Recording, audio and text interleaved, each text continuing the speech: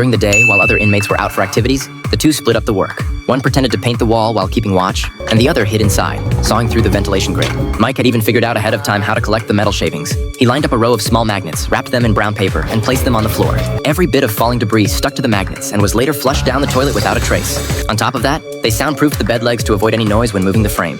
Taking turns like this, working back and forth, they managed to cut through the vent in just 2 weeks. To avoid detection, they taped over the outside and painted it to match. Once it dried, you couldn't tell anything was different. Late at night, the two first used a mirror to make sure no one was outside. Then they piled clothes into the shape of a body, peeled back the tape, pushed open the vent cover, and carefully climbed out. They slid the bed back into place and pulled down a picture to cover the hole. Crouching low, they moved through the ducts, making their way quietly to the lower level.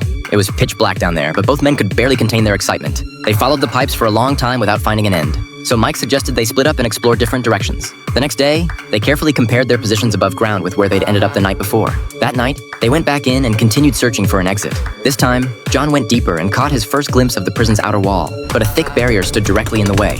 He reported back to Mike and said they'd need a sledgehammer to break through. Mike told him there was a backup tool chest below the pipes, and inside was exactly the hammer he needed. That night, John opened the chest, grabbed the sledgehammer, and started pounding the wall. Day after day, strike after strike, after what must have been 100,000 blows, he finally reached the prison's exterior wall. But it was over 6 feet thick, solid reinforced concrete. John was ready to give up right then and there. At this rate, it would take at least 5 more years to break through. Mike tried to lift his spirits, telling him to think about Andy from Shawshank. If you stay focused on one thing long enough, you'll eventually succeed. But reality wasn't so forgiving. After 3 months of relentless hammering, John's hands were covered in blisters, and all he had to show for it was a small hole. The turning point came late one night. While resting, John stared at the heating pipe in front of him, and suddenly it hit him. He turned to Mike and said, "Why are we even trying to smash through the wall? The heat shuts off in June, and the pipes will be empty.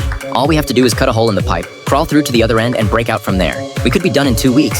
Since the pipe led to the boiler room outside, both of them agreed the plan could work. Mike reached out again to Mary, who worked at the prison, and asked her to scout the boiler room. Soon enough, they discovered a storm drain right near where Mary had been standing. It was the perfect escape route. John got back to work, swapping out one saw blade after another. After 2 weeks of effort, he finally cut open a large hole. Thrilled, he strapped on arm protection and crawled in without hesitation. The pipe seemed to stretch on forever, but it carried the promise of freedom. He pushed forward with everything he had, but after just 3 minutes, he started struggling to breathe. The pipe was dangerously low on oxygen. John scrambled backward in a panic.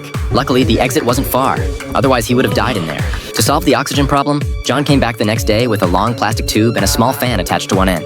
He kept blowing fresh air into the entrance. Once he saw the air circulating through the pipe, he felt safe enough to keep drilling. After 2 more weeks of grueling work, John finally broke through to the exit. Ahead of him stretched a long tunnel. He ran down the passage until he reached a shaft with a ladder. He climbed up, gently lifted the manhole cover, and emerged right at the storm drain Mary had scouted earlier. He looked around in disbelief, took a deep breath of free air, and then headed back to tell Mike.